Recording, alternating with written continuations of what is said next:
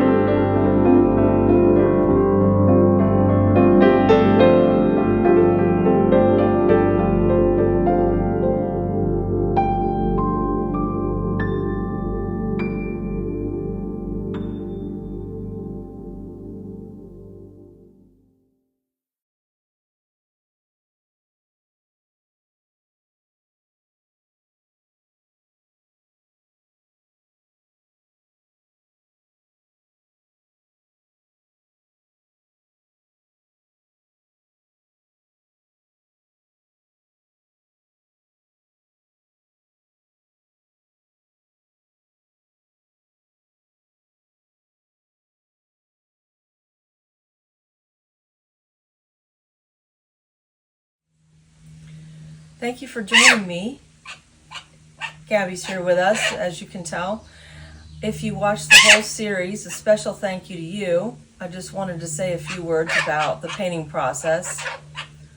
Painting took 37 hours with 6 hours prep.